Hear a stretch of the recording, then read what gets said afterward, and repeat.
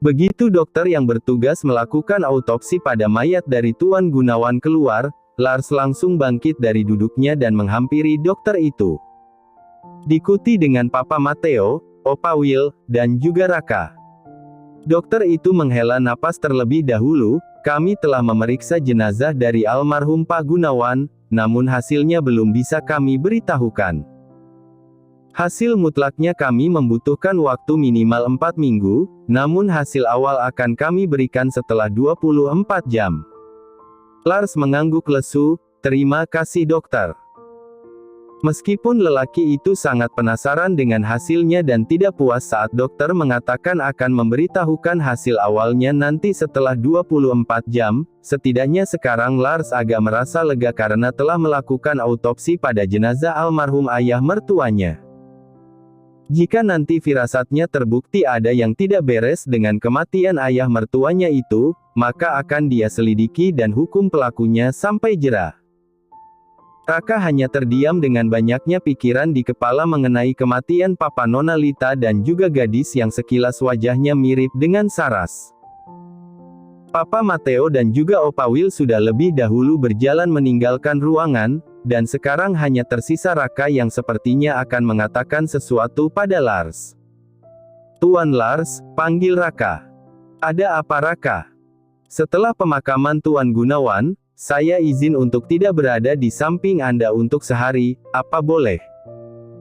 "Ada sesuatu yang harus saya urus, Tuan," ujar Raka, masih merahasiakan sesuatu yang dia maksud mengenai Saras. Lars mengernyitkan keningnya, "Sesuatu apa? Apakah itu sangat penting?" "Bukannya apa-apa." Lars hanya takut jika dia tidak bisa mengatasinya tanpa bantuan dari Raka yang selama ini selalu menjadi tangan kanannya. Iya Tuan, ini sangat penting," gumam Raka. "Ya sudah, hanya 1 hari ini ya Raka. Besok kamu kembali bekerja sebagai tangan kananku lagi." Raka tertawa kecil, "Tentu, kamu kan tidak akan bisa mengurus semua ini tanpa bantuanku, Tuan."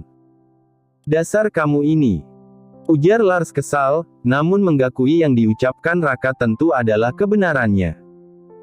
Pagi hari di kediaman Alastair, lelaki itu terlihat terkejut dengan kabar yang baru saja dia baca melalui internet. Turut berduka cita, seorang pebisnis sukses bernama Gunawan Sahadi telah berpulang tadi malam.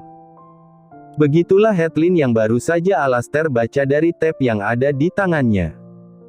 "Innalillahi wa inna ilaihi rajiun," gumamnya dengan raut wajah yang terlihat terkejut. Pasalnya, baru semalam dia melihat Tuan Gunawan yang datang ke pestanya, namun pagi ini dia malah mendapat kabar buruk mengenai kepulangan Tuan Gunawan pada Sang Pencipta. Alastair terdiam kemudian, dia merasa ada yang janggal dengan kematian Tuan Gunawan itu karena di berita yang dia baca tidak ada diberitahukan penyebab kematiannya adalah kecelakaan. "Alastair, sarapannya sudah siap. Kamu mau makan sekarang?" Tiba-tiba dari arah dapur dan dengan masih menggunakan apron, Alisa datang menghampiri Alastair, membuat pria itu langsung menoleh ke arahnya. Ada apa? Kenapa menatapku begitu?" tanya Alisa dengan gugup ketika tatapan mata Alastair mengarah kepadanya dengan tatapan menuduh.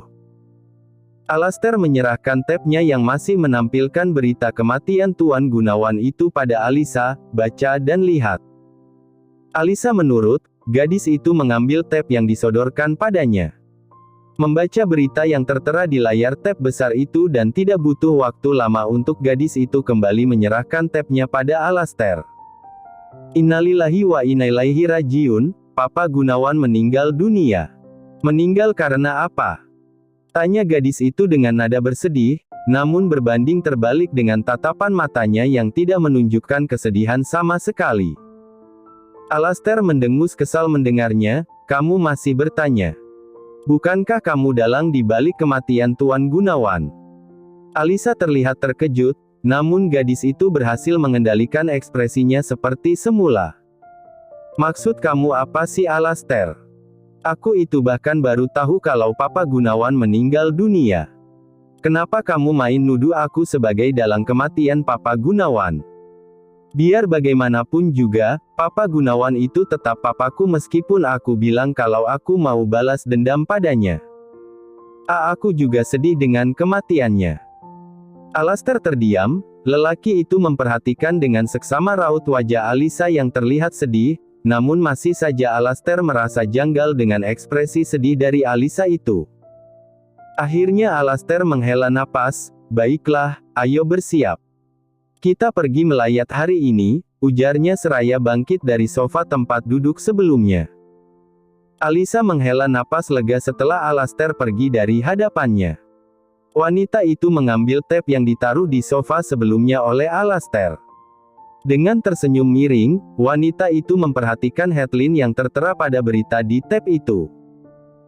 "Tinggal Lita yang tersisa, meskipun dia memiliki bayi dalam kandungannya, aku tetap tidak akan melemah dengan tujuanku balas dendam," batin Alisa dengan menyeringai. Di pemakaman, Lita hanya menatap kosong pada gundukan tanah yang di dalamnya terdapat ayah yang telah beristirahat dengan tenang di sana. Lita tidak menangis lagi, sudah cukup karena matanya pun sudah terlihat bengkak dan masih ada sisa-sisa air mata yang mengering di pipi. Penyesalan terbesar Lita saat ini adalah karena dia tidak mau menemui Gunawan saat kemarin, padahal dia tahu jika hatinya juga rindu pada sosok ayahnya itu, namun ego dan kemarahan yang masih tersisa dalam diri Lita rupanya lebih besar dari rasa rindu gadis itu hingga pada akhirnya hanya penyesalan yang dia rasakan sekarang. Apalagi saat ini dia tidak akan bisa bertemu lagi dengan papanya untuk selamanya. Siska yang ada di Australia juga telah diberitahu mengenai kabar duka ini karena bagaimanapun juga Gunawan adalah ayah kandung gadis itu meskipun selama 20 tahun lebih dia tinggal bersama Papa Ruslan dan juga Mama Tania. Dan rencananya Siska akan kembali ke Indonesia hari ini, namun gadis itu baru bisa sampai di Indonesia besok pagi. Rasa sedih dan terkejut pasti dirasakan oleh Siska tentunya karena bagaimanapun juga Tuan Gunawan saat itu telah menyambutnya dengan baik dan hangat meskipun Siska tidak bisa menerima sambutan itu dan tinggal dengan Tuan Gunawan. Alastair yang baru saja datang langsung saja berjalan menghampiri Lars yang masih setia berdiri di samping istrinya dengan lengan yang dijadikan sebagai sandaran kepala Lita. "Tuan Lars, saya turut berduka cita atas kematian Tuan Gunawan. Saya benar-benar terkejut saat mendengar kabar kematiannya tadi pagi," ujar Alastair, membuat Lars menoleh ke arahnya. "Terima kasih Alastair karena sudah datang," ujar Lars, namun mata lelaki itu terfokus pada Alisa yang juga ikut bersama dengan Alastair ke pemakaman ini. "Sekretaris kamu sering ikut ya kemanapun kamu pergi," ujar Lars, membuat Alisa yang mendengarnya tersenyum kaku. Tidak jauh dari posisi Alastair, Raka berdiri dengan tangan yang dilipat di depan dada. Tatapan mata pria itu tajam dan terfokus pada sosok gadis yang berdiri di samping Alastair. "Akan saya selidiki soal kamu, Nona Alisa. Entah kenapa perasaan saya tidak enak mengenai kamu itu," gumam Raka yang kemudian pergi dari tempat pemakaman. Dia akan pergi ke kantor polisi di mana Saras dipenjara untuk memastikan sesuatu. Raka turun dari mobil yang dia kendarai tepat di samping kantor polisi. Lelaki itu kemudian berjalan masuk ke dalam, mencari seorang petugas yang saat itu membantu menangkap Saras atas kejahatannya. "Selamat siang Pak, apakah saya bisa bertemu dengan Pak Raihan? Ada yang mau saya tanyai padanya," ujar Raka menghampiri polisi yang sedang berjaga. "Waduh maaf Pak, saat ini Pak Raihan sedang bertugas di luar kota dan baru akan kembali ke sini seminggu lagi. Mungkin Anda bisa menunggu sampai seminggu atau Anda bisa mengatakan pada saya apa tujuan Anda biar nanti saya sampaikan pada Pak Raihan." Mendengar itu, Raka menghela napas berat, salahnya karena dia tidak mengetahui jadwal dari polisi Raihan yang ternyata sedang bertugas di luar kota. Melihat keterdiaman Raka, membuat polisi bernama Ibrahim itu merasa kasihan karena kedatangan Raka yang sia-sia. "Apakah urusan Anda dengan Pak Raihan itu sangat penting, Tuan?" Mungkin saya bisa membantu sedikit meskipun saya tidak sejago Pak Raihan dalam menangani kasus, ujar polisi itu menawarkan bantuan. Raka terdiam sejenak kemudian mengangguk, iya, sebenarnya saya datang ke sini hanya ingin menanyakan soal tahanan dengan nama Sarasvati yang beberapa bulan yang lalu ditangkap karena tuduhan penghilangan uang dan juga melakukan kekerasan terhadap seorang gadis, ujar Raka pada akhirnya memberitahu ciri-ciri dari Saras. Ibrahim terlihat mengernyitkan keningnya mendengar itu. Ciri-ciri yang dikatakan oleh pria di depannya ini sama persis dengan tahanan yang baru beberapa minggu yang lalu dibebaskan. Sebentar ya, Tuan, biar saya cari tahu dulu daftar namanya, ujar Ibrahim seraya membuka map dengan daftar nama para tahanan yang memang belum dipindahkan ke komputer karena tahanan ini masih baru beberapa bulan yang lalu. Tuan, berdasarkan nama dan tuduhan pelaku yang Tuan sebutkan tadi, hanya ada satu tahanan, tapi... Polisi itu menggantung kalimatnya, lagi-lagi dia kembali membaca berkasnya takut-takut jika dia salah membaca berkasnya tadi. Namun hasilnya tetap sama, tahanan dengan nama Sarasvati itu telah dibebaskan oleh seseorang yang namanya dirahasiakan. Tapi apa, Pak? Tanya Raka terlihat penasaran. Dia benar-benar menanti jawaban dari polisi itu untuk dijadikan bukti. Tahanan dengan nama Sarasvati telah dibebaskan beberapa minggu yang lalu, ujar Ibrahim menjawab. Apa? Dibebaskan? Tanya Raka memastikan, raut wajahnya terlihat benar-benar terkejut saat mendengar jika Saras telah dibebaskan. Benar, dan itu baru beberapa minggu yang lalu. Namun nama pembebasnya tidak bisa saya beritahukan karena dia juga tidak mengakui siapa namanya, Tuan. Mendengar hal itu membuat Raka semakin kesal, lelaki itu mengepalkan jarinya. Kenapa, Tuan? Apakah ada sesuatu dengan Tuan dan Nona Saras ini? Tanya Ibrahim karena melihat reaksi wajah Raka yang terlihat tidak suka mendengar jika Saras telah dibebaskan. Raka menggelengkan kepalanya dan dengan memasang senyum terpaksa, tidak ada, terima kasih atas informasinya, Pak. Kalau begitu saya pamit pergi dulu. Raka keluar dari kantor polisi itu, lelaki itu langsung masuk ke dalam mobil. Helaan napas kasar keluar dari belah bibir Raka. Firasat buruknya terbukti, Saras ternyata telah dibebaskan oleh seseorang yang namanya dirahasiakan. Bagaimana ini? Firasat burukku ternyata terbukti, tapi masalahnya mengenai gadis sekretaris Tuan Alastair itu belum terbukti meskipun wajahnya agak mirip dengan Saras. Apa yang harus aku lakukan sekarang? Setelah kembali dari pemakaman Tuan Gunawan, Alastair meminta Saras untuk kembali bekerja di kantornya seorang diri karena Alastair memiliki sebuah urusan. Untungnya, Saras mengangguk saja tanpa banyak bertanya urusan apa yang dilakukan oleh Alastair. Dan disinilah Alastair berada, di sebuah ruangan pemantau di mana berbagai CCTV dari tempat acara pestanya semalam diadakan. Lelaki itu sibuk memantau semua CCTV-nya dari awal setelah sebelumnya dia meminta penjaga yang biasa menjaga ruang CCTV pergi keluar dan membiarkan dirinya mengecek. Kematian Tuan Gunawan yang mendadak itu membuat Alastair menjadi curiga, dan meskipun dia sudah bertanya pada Saras, namun rasanya seperti ada yang mengganjal. Maka dari itu, dia memeriksa sendiri apa yang Saras katakan itu kebohongan atau bukan, dan salah satu caranya dengan mengecek CCTV yang ada di tempat itu. Menit hingga menit pun berganti, Alastair masih terus memperhatikan layar monitor yang menampilkan rekaman dari berbagai sudut CCTV dan dia tidak menemukan apa yang dia cari. Hampir akan menyerah, namun tiba-tiba matanya melihat seseorang yang sedari tadi dia cari. Saras atau Alisa itu berada dalam rekaman CCTV dan tengah terlihat sedang bergumam sendiri sebelum mengeluarkan botol kecil yang entah berisi apa, namun gadis itu memasuk isi dari botolnya ke dalam minuman berwarna oranye.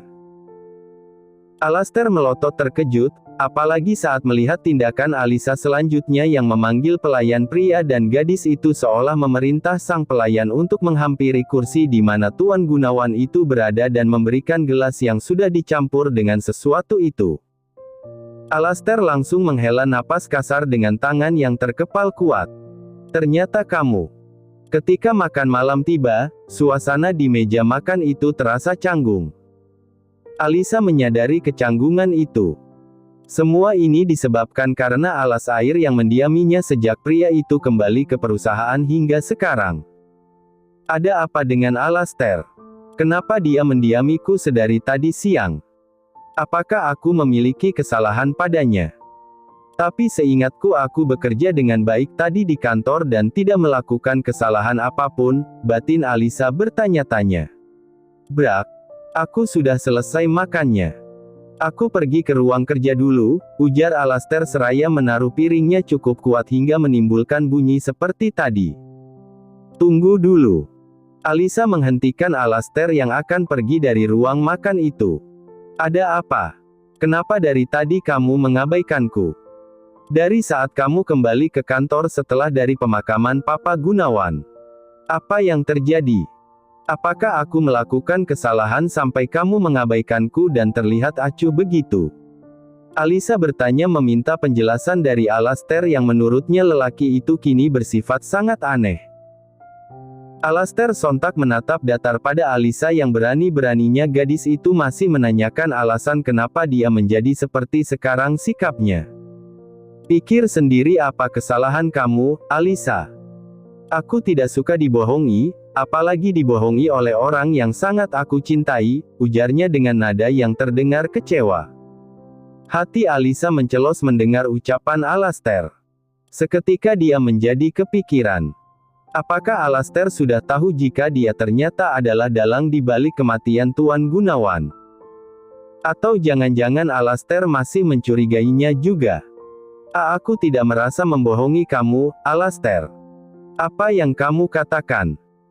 Kamu pasti kesal dengan seseorang kan, tapi kamu malah melampiaskan kekesalan kamu padaku, ujar Alyssa seraya tertawa canggung, namun Alastair hanya menatap datar.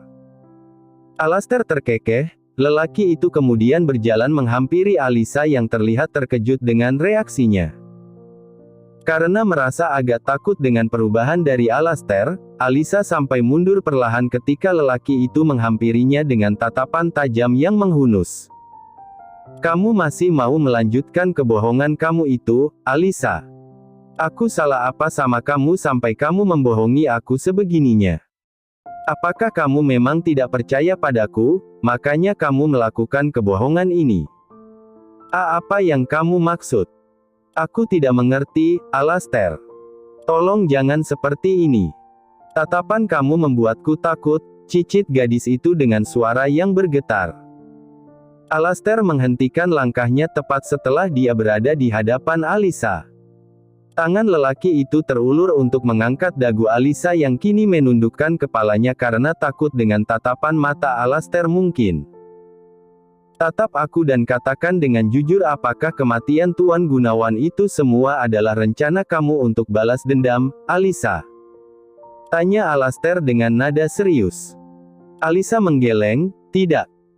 Sudah aku katakan bukan jika aku tidak terlibat, ucapnya, namun Alyssa tidak menatap mata Alastair, membuat pria itu jadi mencengkram rahang Alyssa. Alyssa meringis karena cengkraman tangan Alastair pada dagunya cukup keras dan terasa sakit. Jangan berbohong. Jawab aku dengan jujur dan tatap mataku, Alyssa. Kali ini Alastair berujar dengan nada marah. Alyssa yang baru pertama kali melihat Alastair marah itu ketakutan, apalagi saat bayangan di mana dia melihat Alastair di ruangan rahasia dengan lelaki yang tengah menghukum seseorang begitu kejinya kembali terputar di ingatan gadis cantik itu. Iya. Aku yang melakukan itu, tolong jangan marah padaku. Aku hanya ingin balas dendam. Kamu sendiri kan yang bilang jika aku boleh balas dendam dan kamu akan membantuku. Akhirnya Alyssa menjawab dengan jujur. Alastair yang mendengar jawaban itu langsung melepaskan cengkraman tangannya di dagu gadis itu. Umpatan kasar keluar dari belah bibirnya, dan raut wajahnya masih terlihat marah, apalagi dengan rahang tegasnya yang mengeras sekarang ini. Hal itu semakin membuat Alisa kebingungan, padahal gadis itu sudah menjawab pertanyaan Alastair dengan jujur meskipun sebelumnya dia berbohong, tapi kenapa Alastair malah bertambah marah setelah mendengar jawabannya? Bodoh. Kenapa kamu melakukan hal itu? Hah? Kamu tidak memikirkan konsekuensinya apa? Kenapa harus di acara pesta perusahaanku? Dengar ini, Alisa, aku memang mau membantu kamu, tapi tidak saat ini. Harusnya kamu memikirkan matang-matang rencana kamu itu. Sekarang semuanya sudah terlambat, sedikit saja Lars melakukan tindakan untuk mencari tahu soal kematian ayah mertuanya, maka dia akan langsung mencurigai aku sebagai dalangnya. Mendengar itu, Alisa menjadi terkejut.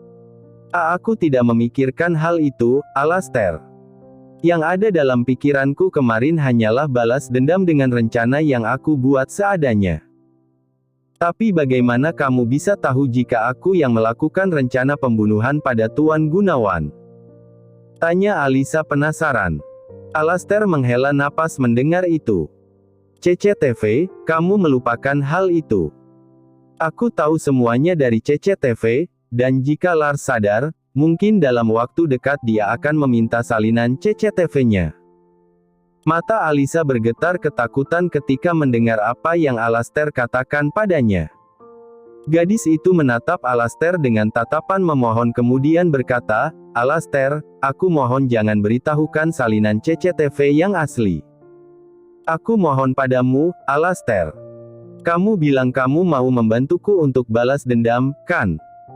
Kamu bisa meminta apapun padaku asalkan kamu mau membantuku kali ini, Alastair. Alisa memohon, bahkan gadis itu sampai memegang lengan Alastair yang hanya diam tidak bergeming sama sekali setelah mendengar ucapan Alisa barusan. Melihat itu, Alisa menjadi semakin panik. Alastair, kamu mau membantuku, kan? Namun kembali lagi, Alastair hanya terdiam dengan helaan napas berat. Setelah melakukan acara selamatan atas kepergian dari Gunawan, Lars menunggu di depan teras rumah papa mertuanya sambil menatap langit. Lelaki itu menunggu di luar karena Raka katanya bilang mau mengatakan sesuatu padanya setelah hampir seharian ini dia menghilang dan kembali muncul saat acara selamatan. Maaf Tuan karena membuat Anda menunggu lama. Sebenarnya ada yang mau saya sampaikan pada Anda. Saya tahu jika waktunya tidak tepat, tapi jika saya tidak mengatakannya pada Anda, saya takut jika nanti terjadi sesuatu hal yang tidak diinginkan terjadi pada Nona Lita, Raka berujar menjelaskan ketika dia sudah ada di samping Lars. Lars terangkat sebelah, menatap bingung pada Raka yang berbicara dengan nada serius begitu. Apa yang kamu katakan, Raka? Kenapa kamu membawa-bawa Lita? Raka menghela napas. Tuan, maaf sebelumnya karena tadi pagi saya menyembunyikan kebenaran soal saya yang akan mengurus masalah penting. Sebenarnya, tadi setelah pulang dari pemakaman, saya langsung pergi menuju kantor polisi. Untuk apa? Apa ada kerabat kamu yang tertangkap polisi? Kenapa tidak meminta bantuanku? Tanya Lars karena dia mengira jika Raka mencoba menanggung semuanya sendiri tanpa memberitahukan dirinya, padahal Lars yang sebagai anak tunggal ini sudah menganggap Raka sebagai saudaranya sendiri. Namun Raka malah menggelengkan kepalanya. Bukan itu tujuan saya ke kantor polisi. Saya mencari seseorang. Siapa yang kamu cari? Nona Saras, mantan kakak dari Nona Lita. Mendengar jawaban yang diberikan oleh Raka membuat Lars seketika menoleh ke arah lelaki itu dengan pandangan bertanya-tanya. Kenapa kamu mencarinya? Bukankah dia berada di dalam sel penjara? Ada urusan apa kamu dengan wanita iblis itu? Tanya Lars, nada bicaranya berubah menjadi tidak suka saat tahu jika Raka mencari Saras. Untuk membuktikan sesuatu, Tuan, karena saya memiliki firasat buruk tentang Nona Saras. Rupanya firasat saya itu terbukti benar, Raka mengambil jeda terlebih dahulu sebelum melanjutkan bicaranya. Nona Saras telah bebas dari penjara.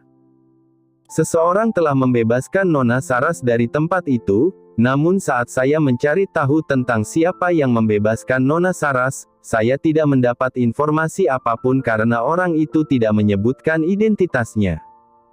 Kali ini Lars benar-benar dibuat terkejut dengan apa yang dikatakan oleh Raka. Pupil mata lelaki itu membesar dengan ekspresi wajah tidak percaya. Apa yang kamu bicarakan, Raka? Saras masih ada di dalam sel penjara. Tidak ada yang bisa membebaskannya selain orang yang memberikannya tuntutan. Dan saat itu yang menuntutnya untuk masuk penjara hanya aku, tapi ada satu kemungkinan dia bisa bebas dengan bantuan uang. Tapi masalahnya siapa yang membantu gadis itu? Raka menghela napas berat mendengar pertanyaan yang Lars lontarkan kepadanya. Itulah yang tidak bisa aku dapatkan informasinya, Tuan. Orang ini benar-benar licik, dia menyuap polisi untuk membebaskan Saras, namun dia tidak menyebutkan siapa namanya hingga aku tidak bisa mencari jejaknya begini, gumam Raka dengan nada kecewa. Lars menepuk pundak asistennya itu, sudahlah, tidak masalah Raka.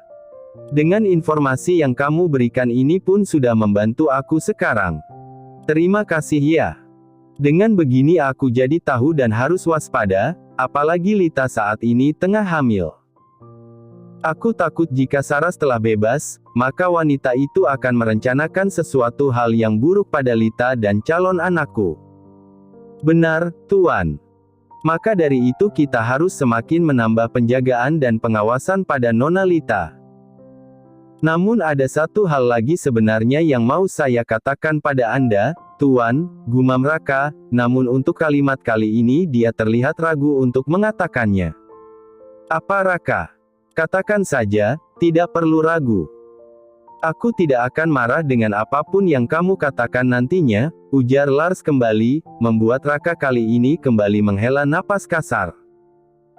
Sebelum mengatakan mengenai kecurigaannya itu, Tuan, sebenarnya ada seseorang yang saya curigai sebagai dalang dari kematian Tuan Gunawan yang secara tiba-tiba. Dan orang itu adalah asisten pribadi dari Tuan Alastair. Rasanya saya merasa ada sesuatu yang aneh dengan asisten pribadi Tuan Alastair itu. Namun saya masih belum bisa membuktikannya kepada Anda, Tuan. Jika saya sudah menemukan bukti-bukti yang akurat, maka saya sendiri yang akan membongkarnya di hadapan Anda, Tuan Lars, ujarnya dengan yakin. Lars mengangguk, baiklah, aku tunggu akan hal itu. Tapi Raka, sebenarnya ada satu cara untuk mengetahui tentang siapa yang telah membebaskan Saras dari penjara itu. Namun kurasa para polisi itu tidak akan mau untuk memberitahukan pada kamu soal ini karena akan sangat melanggar privasi. Mendengar itu, Raka seolah langsung terkonek dengan Lars, CCTV. Ujarnya dengan sedikit berteriak. Lars mengangguk dengan tersenyum miring, rupanya Raka ini sangat peka dan cepat sadar dengan apa yang akan dia katakan. Iya, kamu benar, CCTV. Dari sana kita bisa melihat siapa yang datang untuk membebaskan Saras. Tapi akan sulit mendapatkan rekaman CCTV di kantor polisi itu, apalagi jika tujuan kamu untuk mengetahui siapa yang telah membebaskan tahanan mereka. Para polisi itu pasti tidak akan memberikan dengan mudah, karena mereka menjunjung tinggi soal privasi. Mendengar itu, Raka tersenyum miring, Anda meragukan kemampuan saya, tuanku. Lihat saja, besok siang rekaman CCTV itu sudah berada di tangan asistenmu yang tampan ini. Lars memutar bola matanya malas mendengar perkataan kelewat percaya diri dari Raka barusan. Namun pada akhirnya, Lars mengangguk dengan tangan yang menepuk pundak pria itu. Ya, aku percayakan ini pada kamu, Raka. Untuk masalah seperti ini, kamu selalu bisa aku andalkan, ujarnya memuji. Keesokan paginya, dengan diantar oleh Papa Matteo, Lars kembali ke rumah sakit setelah mendapat kabar jika hasil autopsi awalnya telah keluar. Rencananya setelah mengambil hasil autopsi ini, dia akan pergi ke bandara untuk menjemput Siska yang juga akan tiba di Indonesia agak siangan. Papa hanya berharap jika hasil autopsinya tidak ada yang aneh, gumam Papa Matteo, dan Lars hanya tersenyum kecil. Jujur, dia pun juga mengharapkan hal yang sama, dia tidak ingin ada hal aneh pada hasil autopsinya. Tidak lama setelah mereka berdua masuk ke dalam ruangan dokter yang saat itu memeriksa tubuh jenazah Papa Gunawan, dokter itu datang dengan tangannya yang membawa selembar map berisikan hasil laporan autopsinya. Baik Pak, di tangan saya ini sudah ada laporan hasil autopsi awalnya. Ini masih belum jelas karena masih laporan awal dan laporan akhirnya baru akan selesai sekitar 4 minggu lagi. Silakan dibaca terlebih dahulu, ujar dokter itu mempersilahkan pada Lars yang langsung mengambil selembar map itu. Dan seketika raut wajah Lars langsung berubah setelah membaca laporannya. Dari hasil pemeriksaan kemarin, ditemukan sesuatu cairan asing yang menyatu dengan darah dari korban ini. Diduga cairan inilah yang mungkin bisa menyebabkan kematian korban secara mendadak, namun kami masih melakukan pemeriksaannya lagi hingga sampai hasil akhirnya tiba, baru kami akan memberitahukan pada kalian berdua lagi, ujar dokter itu, membuat Tuan Matteo dan Lars menjadi lemas karena dugaan keduanya ternyata terbukti benar. Papa Gunawan pasti meninggal dunia karena diracun, dan selain itu juga Sarah telah bebas dari penjara. Apakah ini semua ada hubungannya?